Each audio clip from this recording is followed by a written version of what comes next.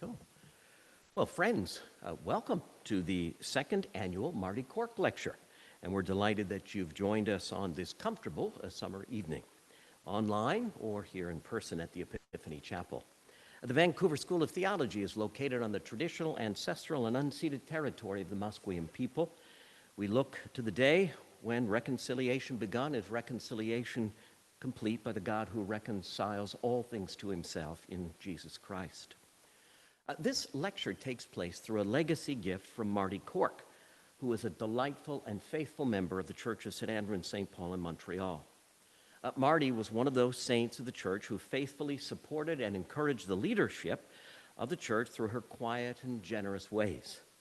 Marty told me all the time she wanted excellent leaders in the church. I don't know if that was by way of contrast with me. By that, she meant clergy and other leaders who would direct people's attention to God. People who looked for and expected God's action in the world and in their lives. I can remember talking with her one time, and she sort of cautiously shared with me about the work of God in her own life. It's like she was testing me to see if it was safe to talk to a minister about God. Well, we have this event, and this event is co-sponsored by the Vancouver School of Theology and St. Andrew's Hall. And now I want to call upon the Dean of St. Andrew's Hall, Ross Lockhart, to introduce our speaker for this evening and our leader for the workshop tomorrow. Welcome.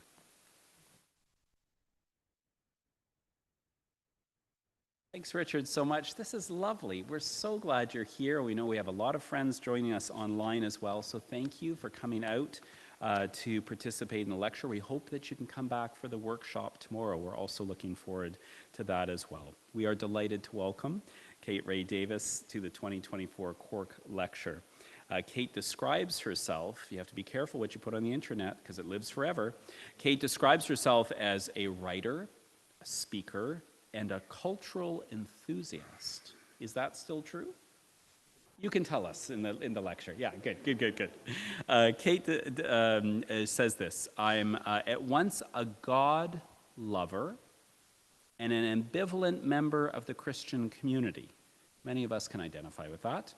She says, I'm kingdom focused in a way that's firmly rooted in life on this planet. I struggle with despair, and I'm regularly surprised to find that the words that come from my hands are brimming with hope. Beautiful. Kate serves as the executive director of the Center for Transforming Engagement down I-5 at the Seattle School of Theology and Psychology, and brings a collaborative approach to her role working with Christian leaders to restore their inner resilience and lead from healed wounds. Kate's position allows her to gather with experts from a variety of fields and shape discussions around challenges facing leaders in a complex cultural moment and discern how each might uniquely join in God's work in the world. She has recently completed a doctorate in leadership and innovation from New York University. Congratulations.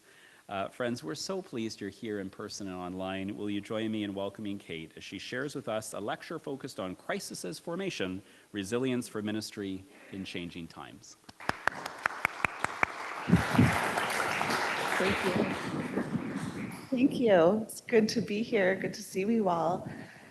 When we chose crisis as formation some months ago, I didn't think I expected it to feel like such a live topic. My hesitation around cultural enthusiasts, I'm like, yes, I'm interested in the symbols that are shaping us and the narratives that capture our imagination.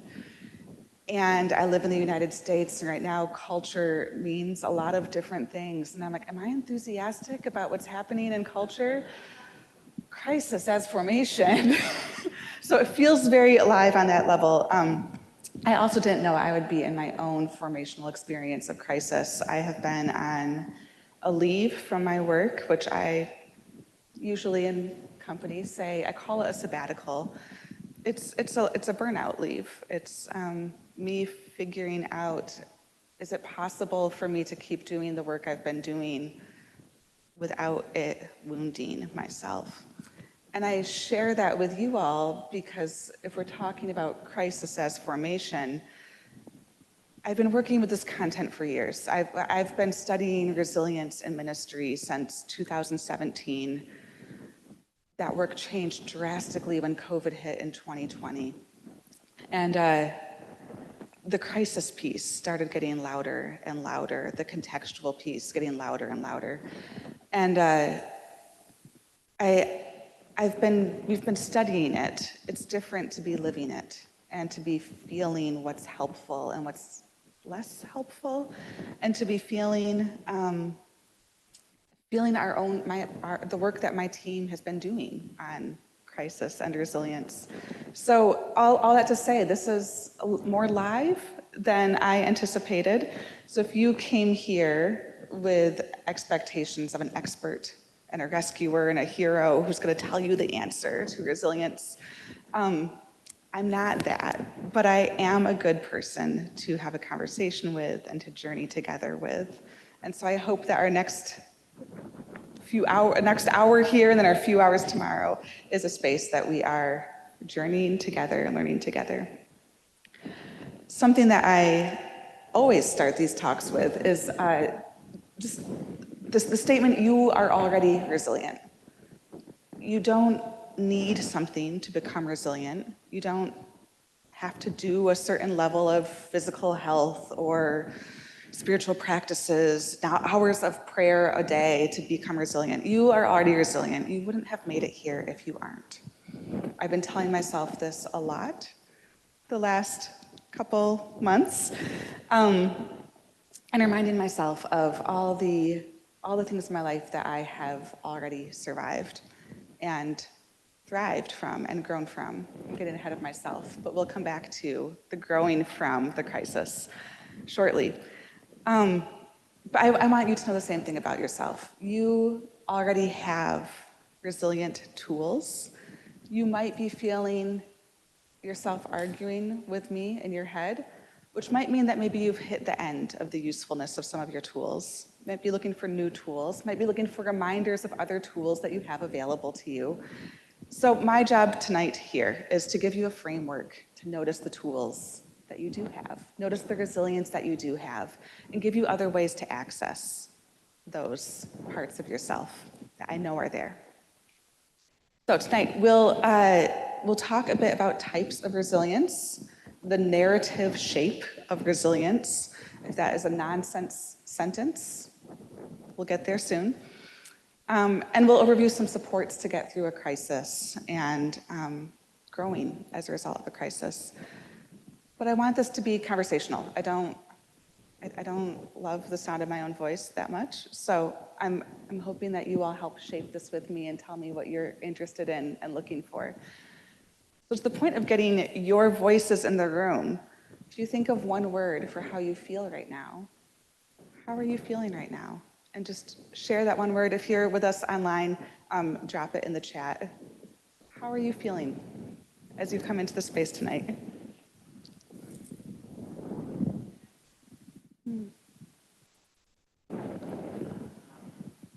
Tired. Relieved. Curious. Grieving. Thank you.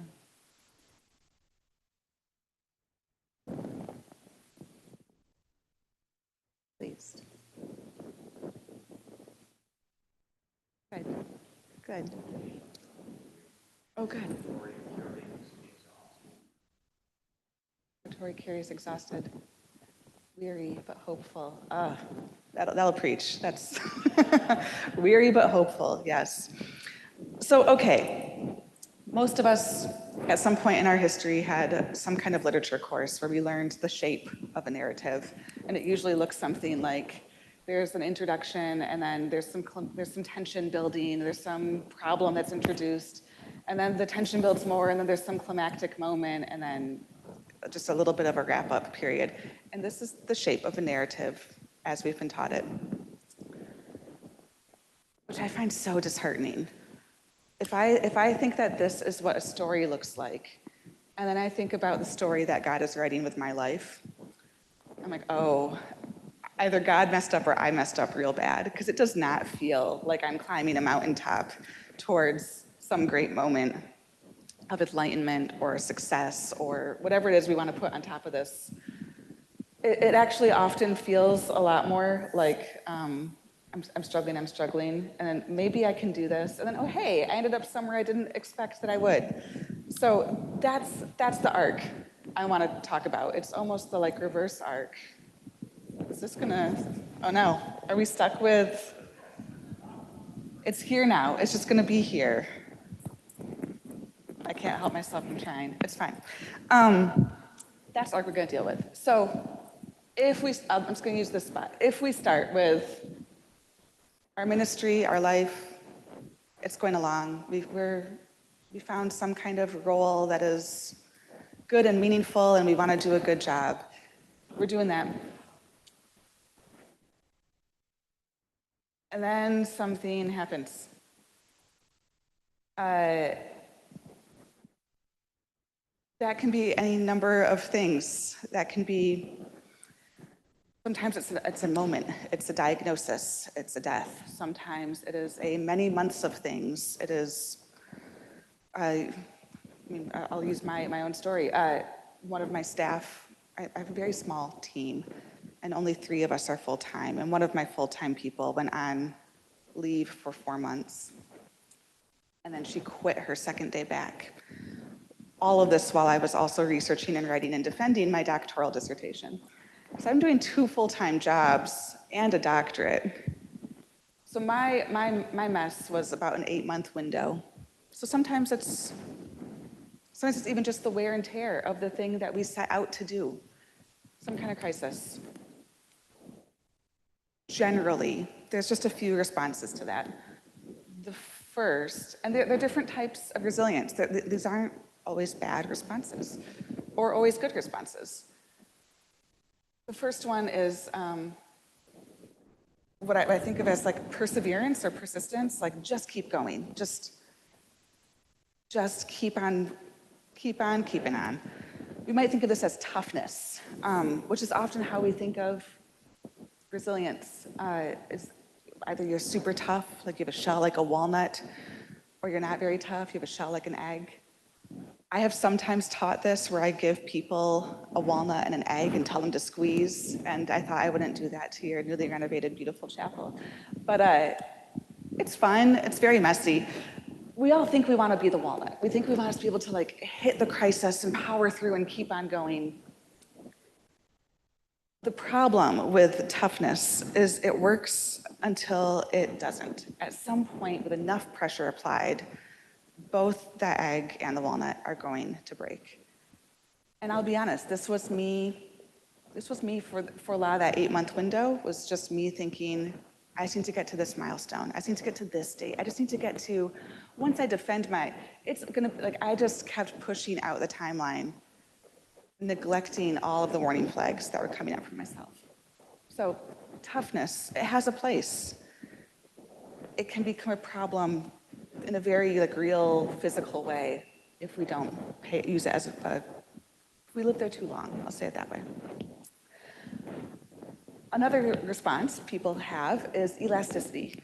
They let things fall apart a bit, and they make some different choices, and they reconstruct things, and then they pick up the thread of functioning right where they were before.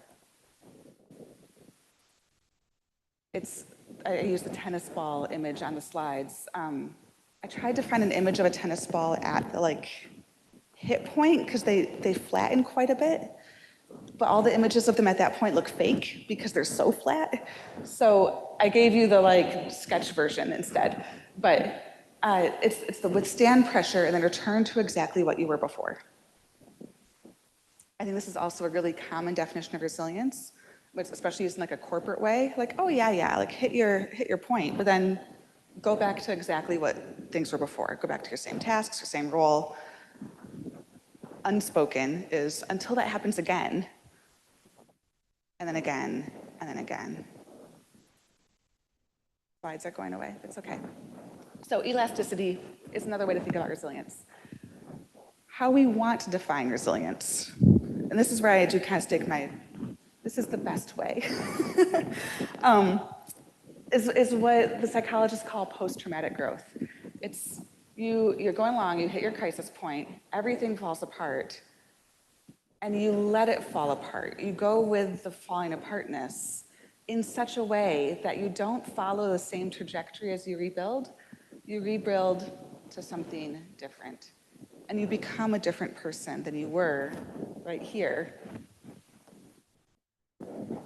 Not in spite of the crisis you went through, but because of the crisis you went through. What do I mean? I played with trying to show you a video. I'm not going to show you the video because of the technology is less fun. But there's this video of, if you're interested, I can send it to you. This man with a young child, like calling her a toddler is generous. And she has somehow fallen into a basket of toys. And she's squirming and she calls out for him, calls for help, and he says, "Are you stuck? Are you stuck?" And she's, yeah, I'm stuck. So he said, do you want me to help you out? And she's like, yeah. And you can see her kind of give up. You can see her just, but like she's in a crisis. He's like, I don't think you need my help. I think you can get out yourself. And she makes kind of a crying sound, like a threatening to cry sound. She's not fully crying. He says, put your hand here, and she does. He says, now twist your body, turn, like just roll over your body, and she does. And he says, now if you just push yourself up, you can get out. And she goes, no, stuck. And he goes, no, you're not stuck. You can get out. You are brave and strong. And of course, she pushes herself up, and she gets out, and she has the most beaming face of anyone you've ever want to see, and she laughs. And then she jumps back into the basket because she wants to do it again. And that's exactly the curve. It's, I'm stuck. I don't think I can. I'm getting all this coaching that says I can. I don't think I believe the coaching. I'm fighting against the coaching. And then some choice happens that says, yep, I'm going to believe the coaching. And now I've learned something different. I've learned that learning is fun. I've learned that trying is fun, that overcoming something I thought I couldn't overcome is delightful. So now she has this value instilled in her. She is not who she was when she first fell into the toy basket. This is such a dumb example. I know it's a dumb example. It's a dumb example on purpose because we don't think of our early childhood as full of resilient moments. But of course it is. Of course it is.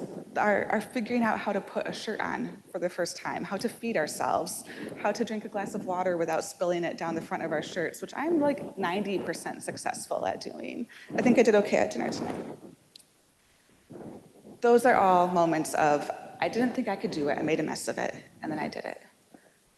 And think about a little bit older, whether it was middle school bullying, exclusion from the mean girls, comparison, all the different social struggles that we have that in some way form us. We hope, maybe. We'll come back to that formational piece later. What I want to start with is this piece, because before we can get to our aspirations of how am I formed as a person, we first just have to survive the thing, whatever our thing is. I'm going to invite you each to take 1 minute. We'll do 1 minute thinking and then 2 minutes-ish talking to a person next to you. On the question, what gets you through? When whatever blew up, you got the email, you got the bad news, you were betrayed by a member of your congregation. Whatever the thing is, what are the first things that you do to care for you in response to that? I'm gonna stop talking. I'll let you know when you're halfway through your minute of writing, 1 minute to write or reflect.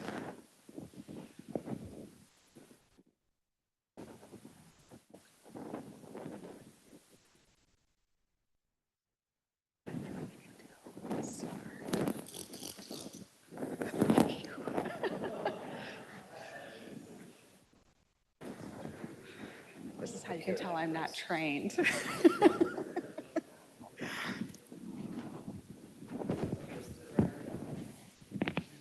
Thank you. I can just not wear the scarf. Thank you.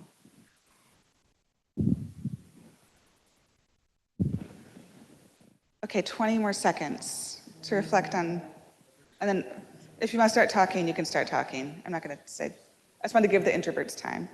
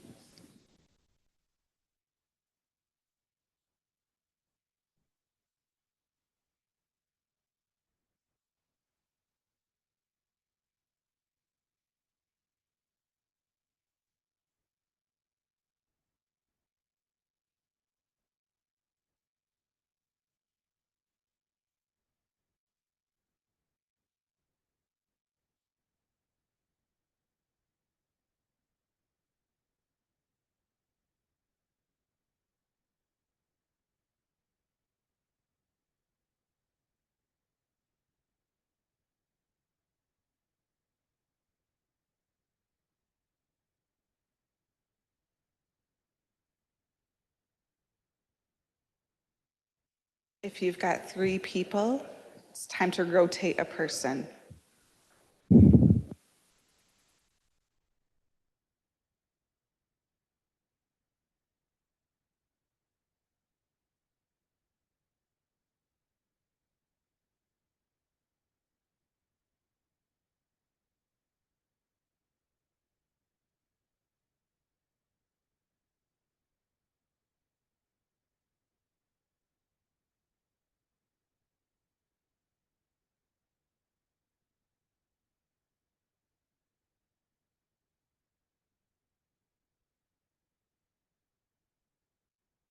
If you have 2 people, make sure you've switched people that you're talking to.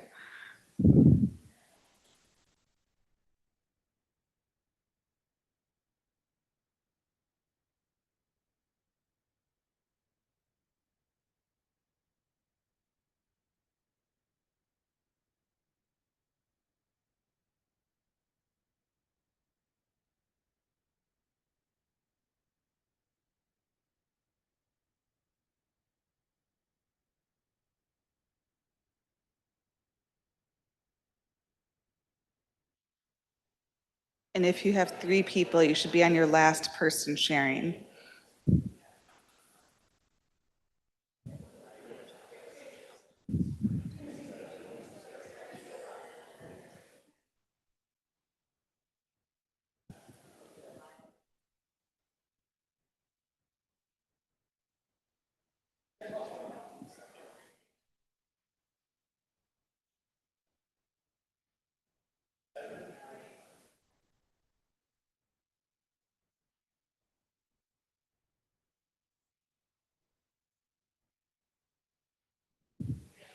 Okay, at the risk of cutting some good conversations short, I'm going to cut you off and leave you wanting more engagement with each other, which is always the best way to end a conversation, is wanting more. What did you hear? What did you share? What are some things that you do when you're in a crisis moment? How do you get through? Talking to someone.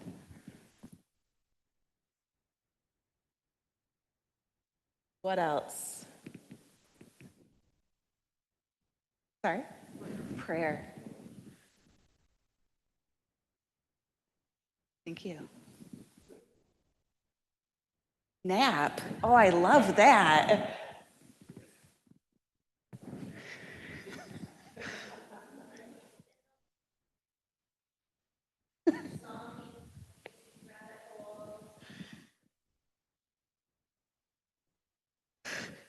What do I want to call this? I don't want to call it doom scrolling because that sounds so like heavy. Let's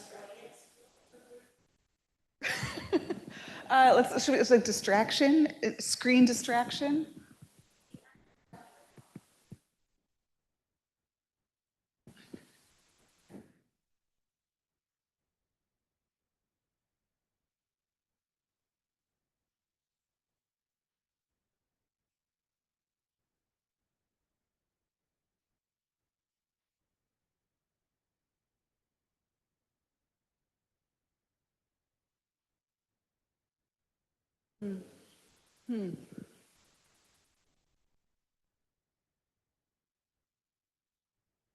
Beautiful. So I'm hearing both, you added colleagues and you defined a focus.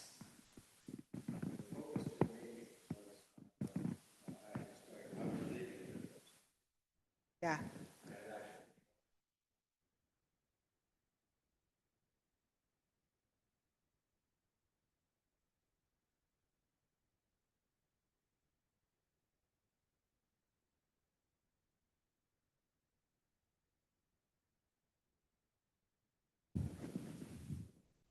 Yeah.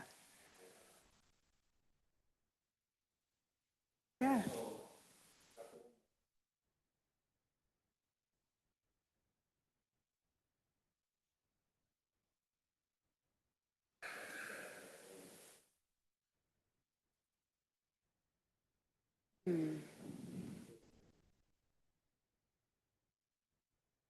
Yes. Thank you. What else did we think of? Yeah. Good cry.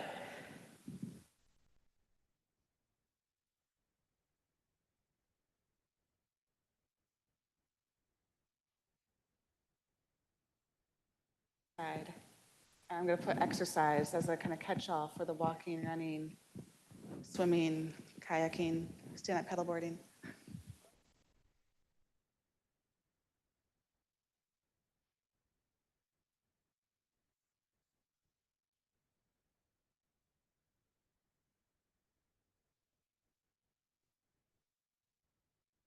Yeah. Yeah, for sure.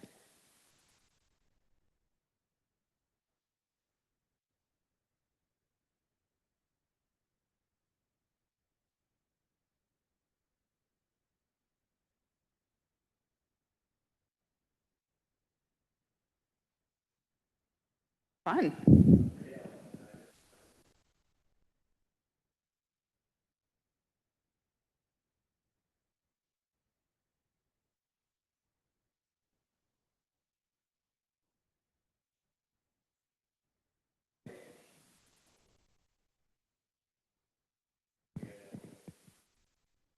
I'm going to put, yeah, new work opportunity.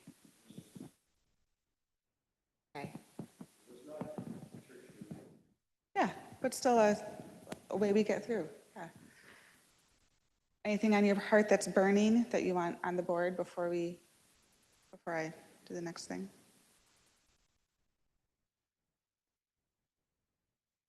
Stuff with hands, crafting and yes.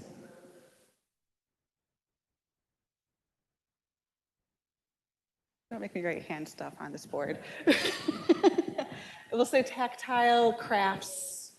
I do love Legos. Um, this is great. This is great. Oh, music. Such a mood regulator. Yes. So here's what I love. I love this exercise because I'm always looking for someone to break our framework of the aspects of resilience that get us through. And you didn't, which is both sad for me, but also great news for the rest of this talk. So when we started, we looked at all the existing literature on resilience, like you do, and tried to come up with like the list. Like what are the things that a person needs to get through a crisis? And you guys, these lists were absurd. Like one was like the 17 things, one was the 13 things, one had like 4 things, but then each of those things had 4 to 6 things. And I'm like, this is so unhelpful. Like, I am never, not even like on my best days, going to remember 16 things. It's just not in me. So we were trying to figure out how do we narrow this down? We narrowed it down to 3, and those 3 all exist in the context of a 4th. This will make sense. The first is people. People. My handwriting's bad, but I'll give you slides in a minute. People is by far the most important component of our well-being. Study after study keeps finding this, especially in a context, as we are in the Western world, of so much isolation and loneliness. Having people is good for your physical health. They're the first people to notice when something goes wrong. They're the people who remind you of why you got into this in the first place. You don't remember. People. The second is practices. And this is where a lot of the other people's lists get bulky, because they want you to have a physical practice and a spiritual practice and an intellectual practice, all the different ways to keep yourself engaged. But what happens when you start diving into that research is your practices all intersect. So prayer, our first practice listed, lowers your risk of heart disease. It lowers your heart rate. It lowers your risk of so many different things. So, okay, is prayer a spiritual practice? Is it a physical practice? What do I do with that? I exercise. I had a staff person who wrote this beautiful reflection about running as her spiritual practice. Same kind of questions. Really, just about any practice, like napping, a practice of Sabbath, a practice of I'm not in control of everything. I'm aware that I'm tying all these to spiritual because that's the world that I live in, and so I think everything is spiritual. And even somebody, so like music, if you're doing music in a social event, maybe people and practice start to even intersect. So we don't tell people to have like a certain number of practices. We tell people, look at the practices you have and see how they might be fulfilling multiple aspects of your needs, and just need to be paid attention to in that way. My very mundane example of this is the first thing I do when I wake up every morning is I drink a tall glass of water, which is great. Your body dehydrates overnight, and it's really good for you to do. I highly recommend it. But then I thought, if all of our practices are interconnected, well, how is that practice also about something more for me? What else does water mean? Well, it means baptism. It means my baptism. It's Jesus' first miracle. It's Moses leading the people to freedom. Water has a whole rich history that I can be drinking my glass of water and just be thinking, just counting my swallows to get through the glass. Or I can be drinking my glass of water and thinking about the whole history and tradition that I'm being invited into in this moment. Third one, purpose, which is a bit of a misnomer, but we really wanted to have three things that all started with the same letter because we are good Christians. That's how you know. Purpose, if I were to rename it, I would really call it meaning making. It's what we do with the pieces in our life that aren't always happy, but we have to do something in response to them. And it's usually the thing that draws us forward. It's why we got into the work in the first place. Purpose. We'll come back more to later. And then this one is actually, you talked about an opportunity for new housing, different housing, and the different things that a different work scenario afforded you. I'm like, this is the one that people usually don't have a practice that touches on. We call it place. And it's not a thing that you can do on your own. Place is the context through which all these other streams happen. I'll give us a better image here. People, practices, purpose. All three of those exist in the context of place. So if we're talking about the loneliness epidemic, we could talk about walkability of communities. If we're talking about the obesity epidemic, we could talk about walkability of communities. I'm not going to get onto that horse, but and we all have different work organizations and could name ways that work supports or maybe undermines our well-being in its very structures, its job descriptions, its policies, often leave policies. Place can do so much to support us and so much to constrict us. And the important piece I want to say about resilience as a whole, you can only do so much for yourself. You can only do so much training to expand your own lungs, to increase your oxygenation. If you're put into a room that has smoke in the air, it doesn't matter how healthy your lungs are, you can't breathe in that much smoke. So you can do everything that you can to create a community of support for yourself, to have good practices for yourself, vegetables and more water than caffeine and all the things we know we're supposed to do. You can have a really strong sense of purpose. But if you're in a place that is rife with toxicity, all of that can only do so much. And it might mean that you need a different place. I make this point because it's so often glossed over in conversations about wellness and resilience. And I think people sometimes come looking for permission to leave. And we do them a disservice by telling them to sleep more and drink their water.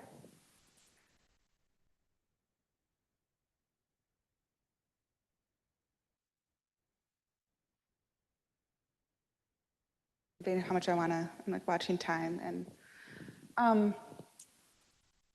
okay, I'm going to do one last piece. So tomorrow, if you're able, if you're here for the workshop, we'll go into a bit of each of these pieces for reflection, and maybe we'll get to kind of crafting a resilience plan for yourself. The piece that I don't want to end tonight without, because we called it crisis as formation, is that how do you get from, so that's how you get through. How do you get from here up to here? What's this? So I'm going to do another think to write exercise. I want you to think of something that you like about yourself, a characteristic about yourself that you like. It can be that you show up on time, or that you are spontaneous, or that you are really loyal, or that you're always meeting new people. I have a list of things for you somewhere. That's a little bit small. Choose one. Just choose one thing that you like about yourself. You have it. Give me a thumbs up if you. I've seen some nods. Great. Okay. Think of 2 or 3 moments in your life that helped instill that value into you. How did you become whatever your value word is?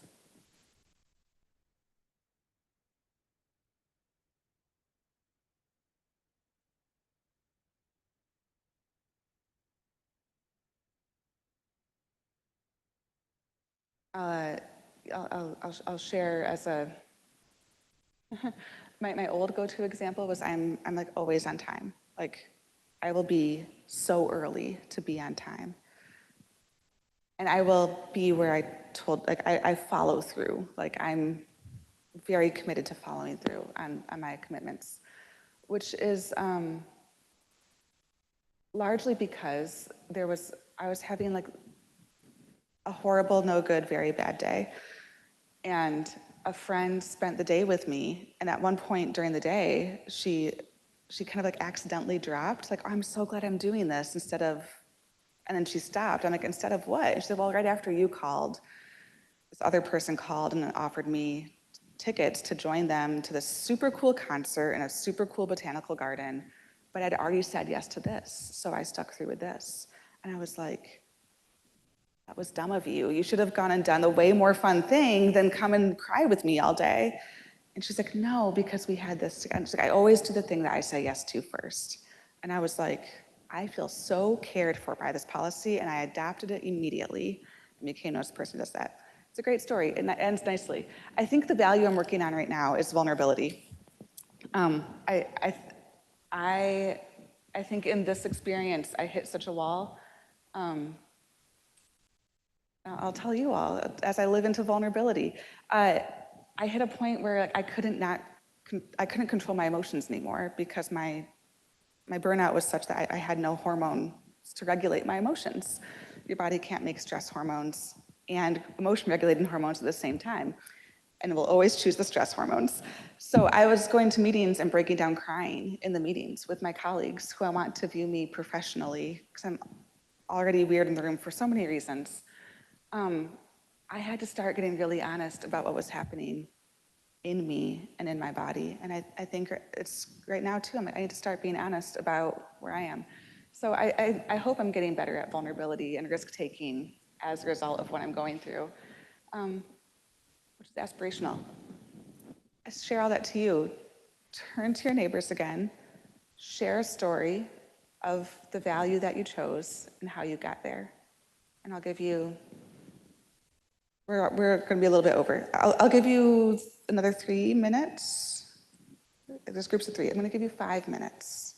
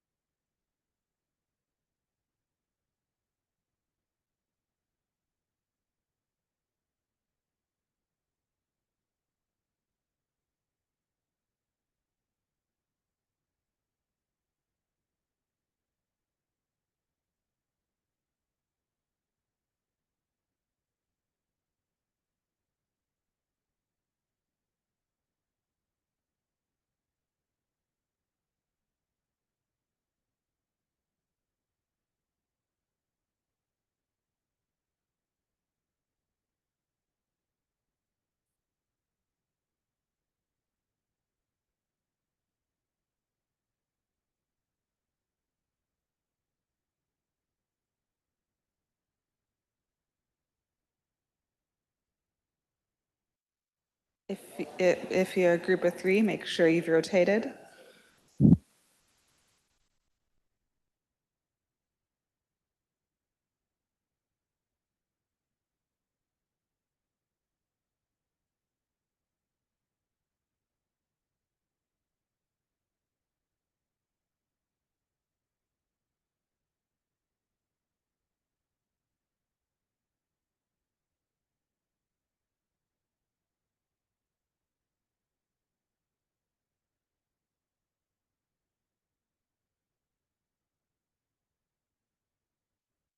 We're about halfway through, so if you're a group of 2, make sure you're switching people about now.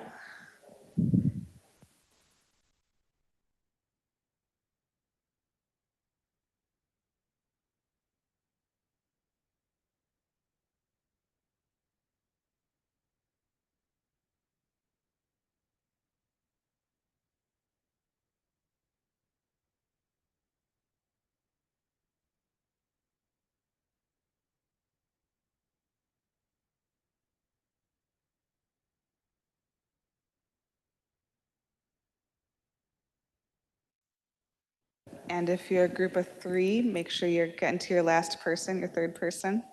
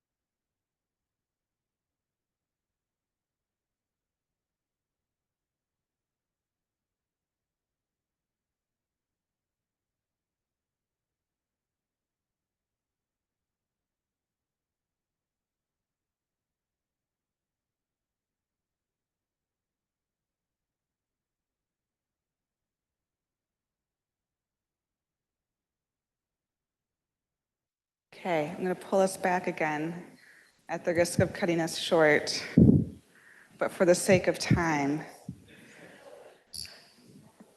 I'm just going to show my hands here. Because people is the most important, I wanted to give you a chance to strengthen or develop some of your people stream of resilience. So I hope this was a good opportunity for that. I won't ask you to share your stories out because they're your stories and that's a smaller group conversation. But can I see a show of hands? How many of your stories followed are everything was great and this got better and then values were instilled in me from nowhere? No. Or how many people here heard a story where there was some kind of like, oh, this isn't great and it doesn't feel great, but I became a different person as a result? At least one? Some nods? Okay.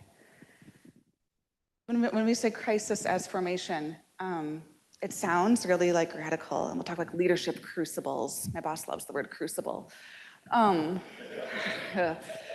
We talk about it a lot. But really, I think it's just the way formation works. Like it almost seems like a redundant phrase to me. Like I don't know any of the things I like most about myself if they would be true of me if I hadn't gone through whatever different life stories. It doesn't mean that I wish the life story happened. I'm not saying God had a plan for me to go through that crisis. I'm saying that in a world where these situations happen, what will I choose to do with them? Who will I choose to become, given the reality that this is? And hopefully, if I can instill in myself the practice often enough of looking back at my life and noticing the stories that have hurt me and shaped me, and I can bless them the way that Joseph says to his brothers, what you meant for evil, God has used for good for the saving of many.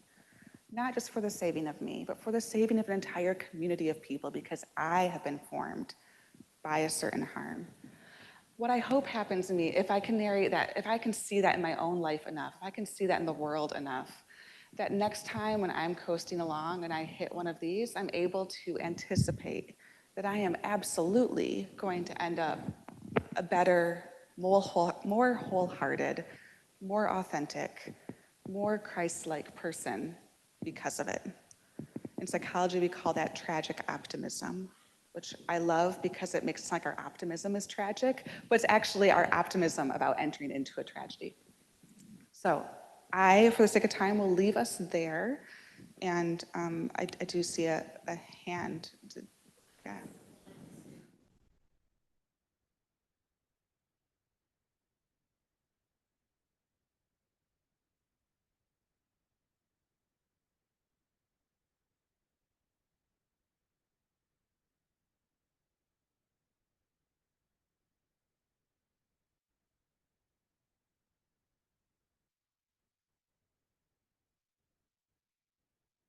Yes. Yes.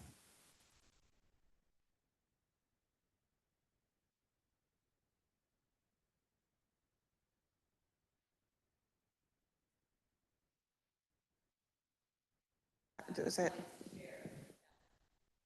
I think it's muted.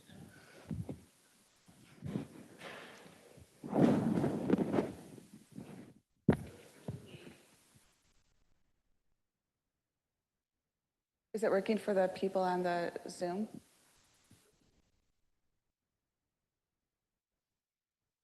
It should be working now. We got thumbs up. The recap for people online is to the point of the going into the U is that if you just tough it out and persevere, you don't end up somewhere higher. You just stay where at best. And perhaps the final point that during a time of crisis when I was seeing a psychologist, she actually here at UBC, she pointed out that in her way of understanding the word crisis, that it means danger and opportunity.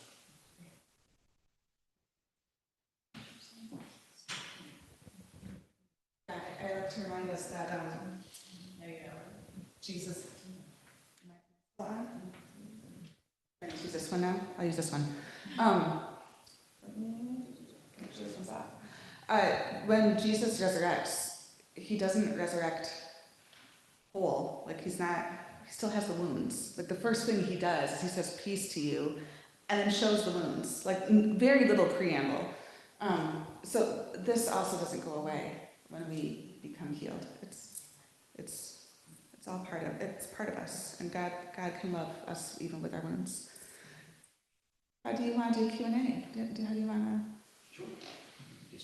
Want to take Yeah, I can just take questions. I don't know if you had a more structured anything. I'm just going to hand the microphone to whoever has such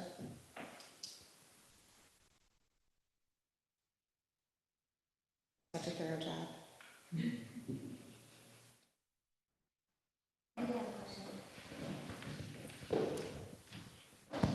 I'm just curious about the people practice, purpose, place. And so you had mentioned that people practice purpose can only go so far if your place is toxic. But I am curious if there's research or more information around that if you are stuck in your place, if you have no choice, there must be a way to harness your purpose practice people in a way that allows you not only to survive, but to thrive where you are.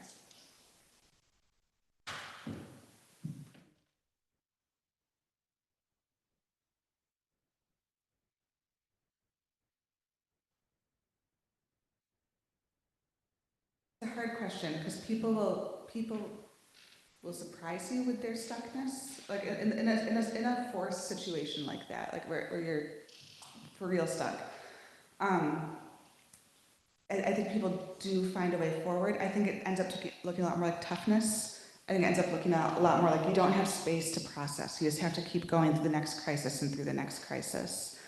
And I say that and I think about like the closest research I'm thinking of is like leadership research, which is often about healing places or healing culture, changing organizational culture, which people do. And I'll say it almost takes, I'm wondering right now if the reason that those studies exist in leaders primarily is because it requires having that much power where you can fire a whole bunch of people and hire different people and change your policies. And like I'm wondering how much of the like being able to actually heal a toxic environment requires a lot of hands-on levers. I think this is more anecdotal because I'm not coming from the research. The anecdotal answer is Stephen Covey wrote the Habits of Successful People, something. 7 Habits of Highly Effective People. And he popularized your circle of influence should be the same size as your circle of concern. And I think that's how people do it. And I'm thinking of really for a long time, the most influential person at my institution was the receptionist because she focused on her circle of influence. And what she had was she held the boundary. She set the tone for everyone coming into the building for the day. And by focusing on that, she had an outsized scope of influence for a role that really was never intended to. And then when she retired, we didn't realize how much she was doing. But I think that some of the way that you thrive is by focusing on the things that you can successfully impact. And one of the major stressors that we know is a lack of a sense of control, which you can control your lack of a sense of control by controlling what you focus on. So it's probably not great for me as a U.S. resident these next few months to be thinking too much about the election, because I have no control over it, and it's just going to stress me out. I'm not going to check out completely, but I can't obsess over it. Whereas if I can think about and put my energy into my more local problems, my more local activities, I have more control over that. So there is an element of choosing to not care about things that you can't impact. I wonder if it's an unsatisfying answer. It's the best I've got right now. Thank you for the question. John, are there online questions? No questions. Okay, well, we invite folks online to ask questions if you'd like. Write them in the chat box. Yeah, just if you're online, feel free to drop questions in the chat as well, and we will read those out. Yeah, I'm going to give you the microphone.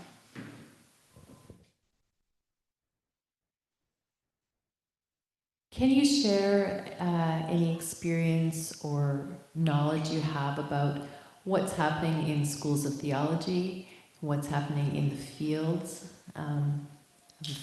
in public and pastoral ministry around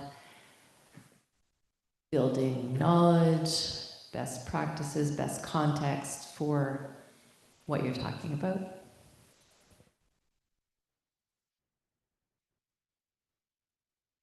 Thank you. Great question. Wildly different in different places, as expected. I'll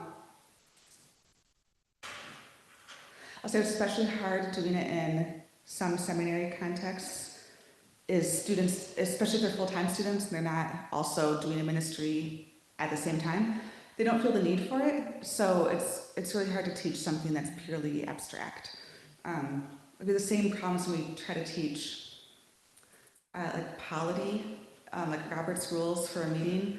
Like it's hard to explain how important it is until you're in a monthly or weekly basis. I'm getting some knowing nods. So I think so our work is mostly with people who are in the profession already. They're not in school anymore. And then to the question of like what different church structures are doing around it. I'm hoping that some of our panel discussion tomorrow, I'm going to invite my colleagues for the day to speak to what they see their structures doing really well. I think that it's really common for students to choose their denomination because it's what they grew up in or because they like the theology. And then the lament I hear from pastors who then often try to change their ordination is that they wish they had looked at the same way you would look at a job offer from like a corporation of what are your leave policies, what's your vacation policy, what's your mental health support. But that's often not how people are invited to think about a lifelong career. So I'm hoping that we get some responses tomorrow on what's great in various denominations on that. But wildly different, obviously, based on totally different polity structures.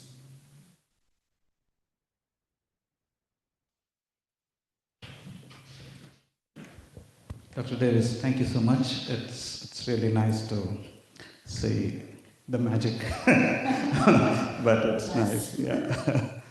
So my quick question is, like, if I understand the lecture till this point, people, practices, and purpose will work very well to become resilient if the place is changed. Or, to put it another way, if you take a person who's going through crisis and place them in a different environment, probably the change of people, the habits that they pick up in a new place, maybe will give them a new direction to life. But the reality of life, as you have seen, some people cannot choose, will not have the opportunity to change a place. So are we saying that they cannot be resilient? Resilience doesn't work for them.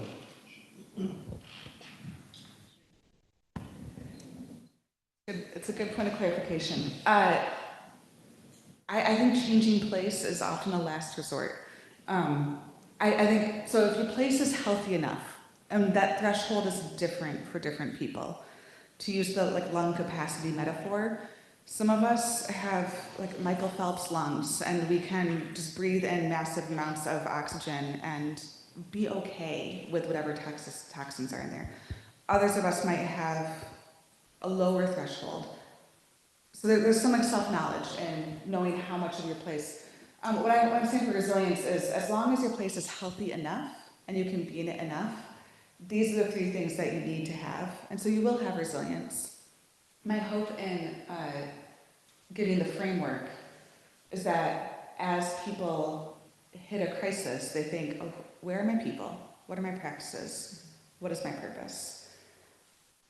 I think what often happens, what I often see happen in people I work with, pastors tend to crutch really hard on purpose. And it's not enough. It will turn you into a martyr. You need to also do some things for yourself. You need to take a nap. And you also need to have other people who are in it with you. So your place doesn't have to be perfect and pure. And I actually think it's the last resort to leave, especially because if you're changing place, as often happens in church professions, you're not just like keeping your house and moving your work life. You're often moving your whole life. And that then disrupts your people. And you really want your long-standing relationships through that moment. So I probably encourage people, stay if you can. If you can be a force for good and a force for healing, if you can bolster yourself in these areas enough to heal your place, that would be my top hope. If you do have to move your life, I'm gonna keep my bias towards people, like whatever you can do to keep those contacts with you, because it's really hard to get the depth of understanding that you have with someone in a new context entirely. Is that helpful?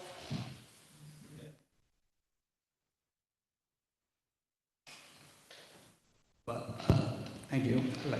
I don't want to take others' time, but once again, my question would be the same.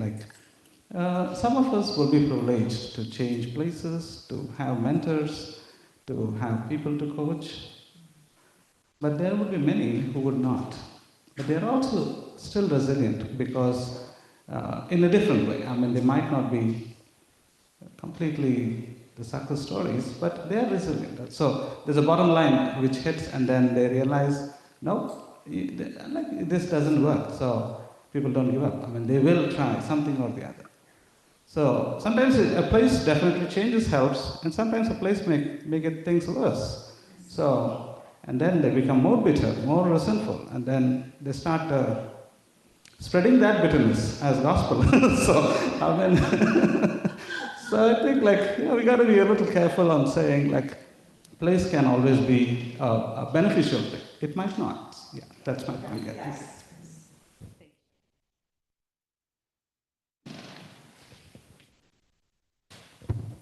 Thanks, Kate, very much for this talk. It's got the three of us chatting here at the back.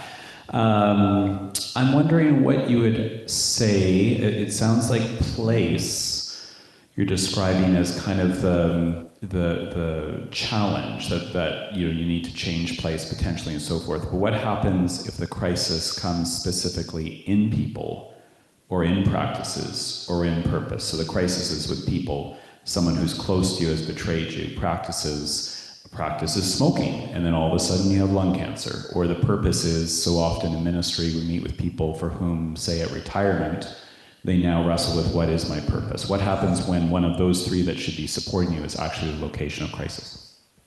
What a great question.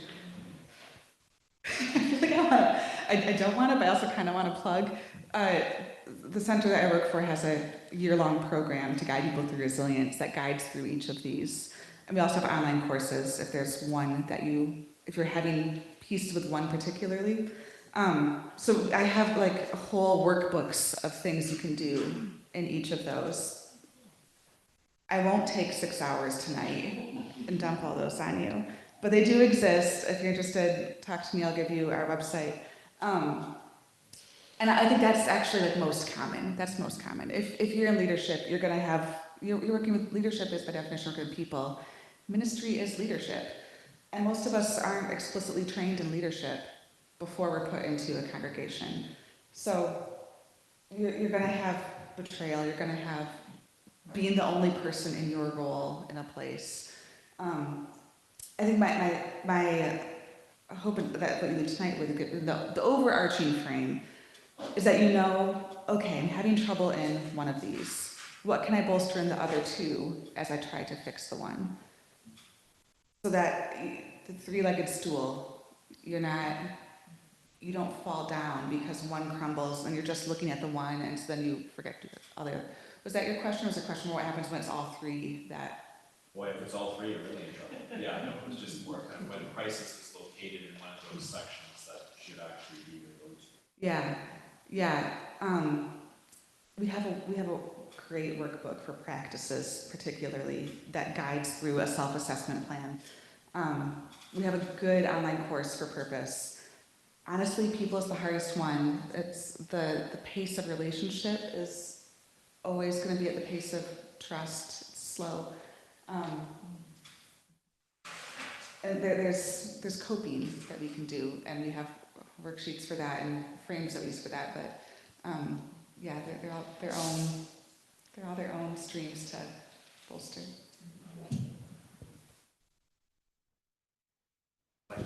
Yeah, we have few questions from online people.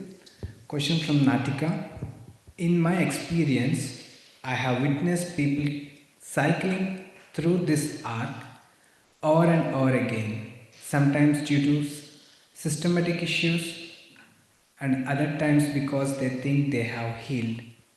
Often they revisit the same patterns over and over again. How does one know if they have truly healed or broken patterns? Does one have to fully heal to be successfully get through this arc? Have you done any research on this? I really hope not. Does someone have to fully heal to go through this? I really hope not. Because I'm definitely in the middle of it right now. Like I'm aspiring to here, but I know that I'm somewhere in here. And I don't know. I think kind of hearing behind the question, there's like a question of grace, like, and there's two layers to the question too that I'm kind of tripping over in my own head.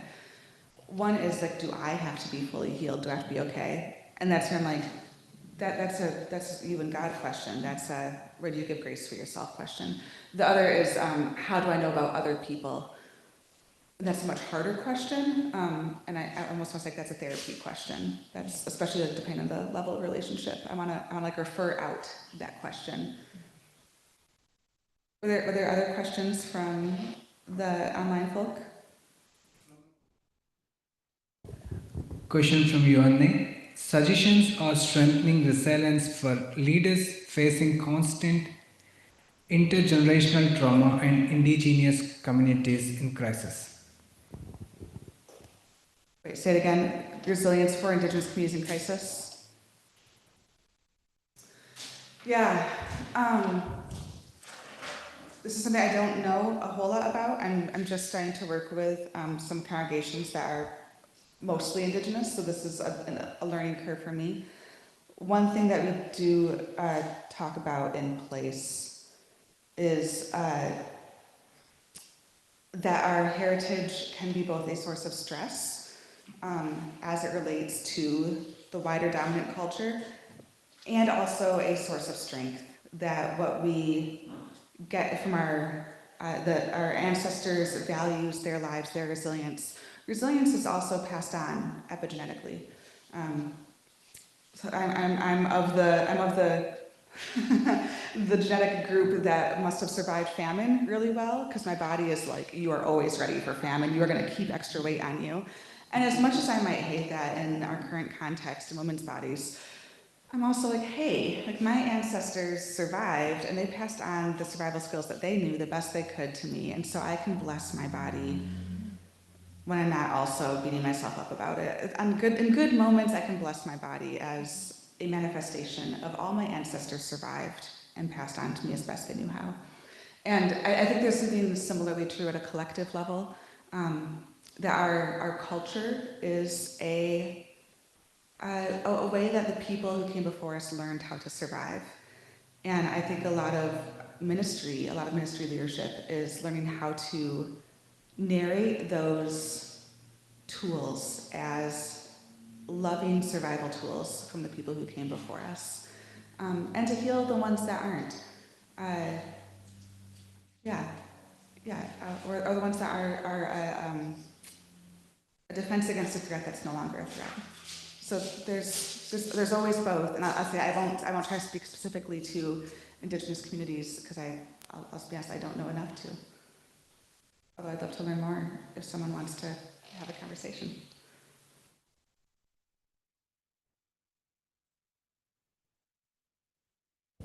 Well, Kate, thank you so much for leading us tonight. Thank you for your care and for your honesty and for getting us to talk about important things in our own lives. And we really look forward to your leadership tomorrow. We begin at 10 o'clock and we go until 2 o'clock with lunch intervening. And if you were right on the verge of deciding to come tomorrow, I'm here to push you past the decision, to help you with your decision, to find purpose indeed. Anyhow, thank you all for coming this evening. Could we close with a word of prayer? Let's pray. Loving God, we give you thanks for your grace and mercy all the days of our lives. We thank you for friends in the faith, for teachers who help us to become the people that you call us to be. Be with us this evening. Prepare us for tomorrow. And thank you for all your goodness all the days of our lives. In Jesus' name, amen.